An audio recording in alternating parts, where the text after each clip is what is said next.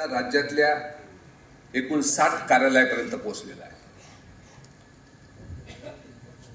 सर्वसाधारणतः एक 25 वर्षापूर्वी साधारणतः 500 कोटी रेव्हेन्यू असणारा मोटर वाहन विभाग आता 15,000 ते 16,000 कोटीपर्यंत पोहोचलेला आहे।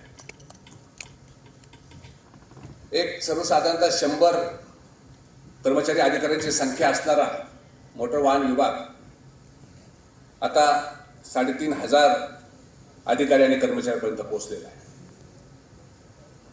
अशा पद्धतीनं एक छोटंसं रोपटं 1940 साली लावल्यानंतर त्याचा जो आज वटवृक्ष झालेला आहे आणि हा जो वटवृक्ष आहे त्याच्यापुढे या विभागाने जे काही उद्दिष्ट ठेवलेली आहेत त्या उद्दिष्टांच्या अनुषंगाने ह्या विभागाने केलेली वाटचाल ही अतिशय वाखाणण्यासारखी आहे। केवळ शासनाला महसूल देणारा एक विभाग अशी पूर्वीची ओळख असणारा हा विभाग आता वेगवेगळ्या पद्धतीने जी समाजाला जी आवश्यक गोष्टी आहेत त्याच्याकडे वाटचाल करताना दिसतोय। त्यामुळे 15-16 हजार कोटी महसूल देणारा हा विभाग रस्ता सुरक्षामध्ये जी सगळ्यात महत्त्वाची भूमिका आहे, कारण आपल्या देशामध्ये आज आपण विचार केला तर दररोज 450 लोक रस्ता अपघातामध्ये मृत्युमुखी पडत आहेत। आपल्या राज्यामध्ये दररोज 40 ते 45 लोक दररोज रस्ता अपघातामध्ये मृत्युमुखी पडत आहेत आणि हे एक मोठं आव्हान या विभागाच्या समोर आहे। आणि म्हणून केवळ महसूल वसुलीपुरते आपली कर्तव्य मर्यादित न ठेवता समाजासाठी आवश्यक असणारे हे रस्ता सुरक्षा निर्माण करण्याचं काम निश्चितपणे विभागाच्या समोर आहे। हा विभागाच्या समोर हे आव्हान पेलत असताना सर्वसाधारणतः 4.5 कोटीपर्यंत असणारे वाहनधारक आणि 3-3.5 कोटीपर्यंत असणारे लायसन्सधारक म्हणजे महाराष्ट्र राज्यामध्ये 12.5 ते 13 कोटी लोकसंख्या असणाऱ्या राज्यामध्ये 7.5 कोटी वाहनधारक आणि लायसन्सधारकाला पारदर्शक सेवा, तत्पर सेवा द्यायचं आव्हान सुद्धा या मोटर वाहन विभागाच्या समोर आहे। आणि म्हणून मागच्या अनेक वर्षापासून आणि विशेषतः मागच्या 3 वर्षापासून जे काही या विभागाने प्रगती केलेली आहे ते मला असं वाटतं की या दिनाच्या निमित्तानं निश्चितपणे वाखाणण्यासारखं आहे असं मला वाटतं। कारण 115 ज्या सेवा आहेत ते आपण आता ऑनलाईन केलेल्या आहेत, त्याच्यातल्या 57 सेवा हे आपण फेसलेस स्वरूपामध्ये देत आहोत। सगळ्यात राज्यातलं पहिला विभाग आहे की जे संगणकावर काम करायला सुरुवात केलेली आहे। 1995 साली संगणकीकरणाचं काम सुरू झालं आणि आज आपण इथपर्यंत येऊन पोहोचलेलो आहोत। हे आव्हान पार करत असताना याबरोबर विभागाच्या समोर आणखी काही जे आव्हान आहेत मी सांगितल्याप्रमाणे रोड सेफ्टीच्या संदर्भामध्ये म्हणजे जो ट्रान्सफॉर्मेशन झालेला आहे, म्हणजे पुस्तकी स्वरूपातलं कामकाज ते संगणकी स्वरूपामध्ये कामकाज, मॅन्युअल पद्धतीने अंमलबजावणी करायचं कामकाज ते आता आपल्या ITMS आणि रडार यंत्रणेपर्यंत पोहोचलेलं हे कामकाज। हे जे बदल होत चाललेले आहेत हे बदल निश्चितपणे विभागाने त्याला निश्चितपणे सामोरे जाऊन ते पेललेले आहेत असं मला वाटतं। या विभागामध्ये असणाऱ्या म्हणजे हा असा एकमेव विभाग असेल सर की या विभागामध्ये सर्वसाधारणतः 1200 आणि 800 2000 म्हणजे एक 2200च्या आसपास असणारे युनिफॉर्म सर्व्हिसेस मधले ऑफिसर्स आहेत।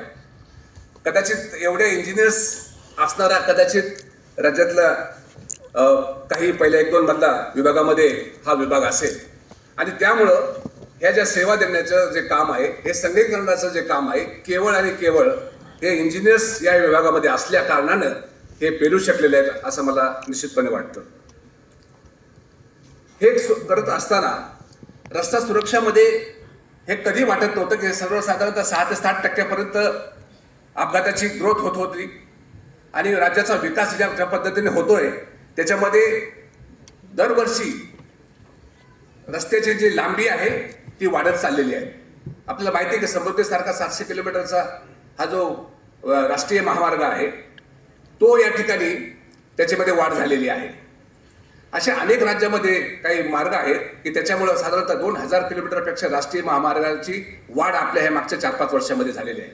म्हणजे या ठिकाणी एका बाजूला 6 ते 7% वाढणारी वाहन संख्या, दुसऱ्या बाजूने लायसन्सधारकांची वाढणारी संख्या आणि त्याचबरोबर हे रस्त्यांची लांबी वाढणारी संख्या हे सगळं विचारात करत असताना सुद्धा अपघाताचं प्रमाण 6 ते 7% वाढण्याचे अपेक्षित असताना सुद्धा मागच्या 3 वर्षामध्ये याला रोखण्यामध्ये या विभागाला आणि बाकीच्या सगळ्या विभागांना एकत्रितपणे यश आलेलं आहे. हे कधीच शक्य नाही असं वाटत होतं, परंतु मागच्या 3 वर्षामध्ये ही जी आपली अपघातांची मृत्युमुखी पडण्याची संख्या आहे हे कमी करण्यामध्ये विभागाला निश्चितपणे यश आलेलं आहे. आणि यावर्षी सर आपण ज्या पद्धतीने आपल्या मार्गदर्शनाखाली एक या वर्षीचा जो रिझल्ट आहे जानेवारीमध्ये कधी वाटलं नव्हतं, पण 8% अपघात सर कमी झालेले आहेत आणि विभागाच्या दृष्टीने अत्यंत चांगली आणि अचिव्हमेंट आहे. सर हे दोनच विषय नाहीत, तिसरा जो महत्त्वाचा विषय आहे या मोटर वाहन विभागाच्या समोर आहे ते म्हणजे वाढणारे वायू प्रदूषण. जे काही या ठिकाणी वायू प्रदूषण होतं त्यातलं 30% हे ट्रान्सपोर्टेशनमुळे होत आहे. परंतु ज्या पद्धतीने सेंट्रल कायद्यामध्ये आपल्या केंद्रीय मोटर वाहन कायद्यामध्ये ज्या पद्धतीने सुधारणा झाल्या, आपण जे BS4 ची वाहनं रजिस्ट्रेशन करत होतो आणि 5-5 वर्षाच्या सायकल होत्या, परंतु सुप्रीम कोर्टाच्या निर्णयामुळे आणि केंद्र सरकारच्या निर्णयामुळे डायरेक्ट आपण BS4 वरून डायरेक्ट BS6 या इमिशन नॉर्मची वाहनं आपण नोंदणी करायला सुरुवात केलेली आहे. आणि महाराष्ट्र राज्याने आपल्या मार्गदर्शनाखाली जी EV पॉलिसी आणलेली आहे ती नीती आयोगाने सगळ्यात चांगली EV पॉलिसी म्हणून त्याचा उल्लेख केलेला आहे. आणि त्यामुळं महाराष्ट्र राज्यामध्ये हे पर्यावरणपूरक इंधनाचा वापर वाढण्यासाठी EV पॉलिसी सुद्धा आपण राज्यामध्ये आपण अवलंबलेली आहे आणि याचं काम सुरू आहे. लोकांना चांगला पब्लिक ट्रान्सपोर्ट देण्यासाठी आदरणीय मंत्री महोदय नुसते या खात्याचे मंत्री नाहीत तर ST महामंडळाचा कारभार ज्या पद्धतीने आहे त्यामुळे एक चांगल्या प्रकारचा पब्लिक ट्रान्सपोर्ट आणि लास्ट माईल कनेक्टिव्हिटी आपण कुठल्याही बस स्टेशनवर उतरल्यानंतर किंवा डेपोवर उतरल्यानंतर आपल्या घरापर्यंत पोहोचण्यासाठी जे आपण आता ॲग्रिगेटर पॉलिसी आणि बाईक टॅक्सी पॉलिसी आपण आणलेली आहे त्याचा निश्चितपणे लोकांना फायदा होईल अशा प्रकारचं नियोजन आपण करत आहोत.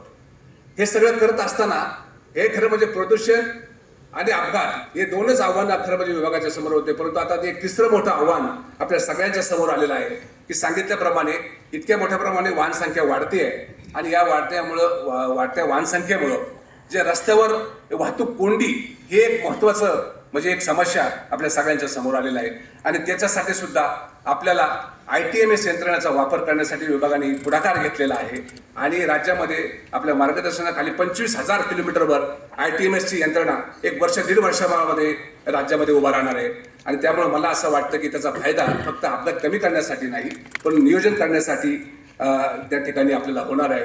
कारण मला खात्री आहे की आपल्या मार्गदर्शनासाठी सर हा विभाग निश्चितपणे वाटचाल करतोय, पण विभागाच्या दृष्टीनं विभागातील अधिकारी आणि कर्मचाऱ्यांना या ठिकाणी प्रोत्साहन देण्यासाठी सुद्धा आपण जो पुढाकार घेतलेला आहे म्हणजे या अधिकारी काम करत असताना ज्या प्रकारचं इन्फ्रास्ट्रक्चर देण्याची गरज आहे आणि निश्चितपणे विभागाने ज्या विभागामध्ये फक्त 75 गाड्या होत्या म्हणजे फ्लाइंग स्क्वॉडची वाहनं होती ती आता सर 350 पर्यंत पोहोचलेली आहेत आणि त्यामुळं अंमलबजावणी अत्यंत उत्कृष्टपणे चाललेली आहे.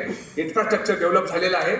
महाराष्ट्रातले फक्त आता नवीन कार्यालय जर सोडली थोडीफार कार्यालय सोडली तर प्रत्येकाला स्वतःची इमारत तयार झालेली आहे, स्वतःची अंमलबजावणीची साधनं तयार झालेली आहेत आणि यामुळं साधनं तयार झालेली आहेत. यामुळे एक चांगल्या प्रकारचं इन्फ्रास्ट्रक्चर या ठिकाणी तयार होत आहे. DPTCच्या फंडामधून अनेक या निधी या विभागाला मिळत आहे. रस्ता सुरक्षेच्या निधीमधून आपण या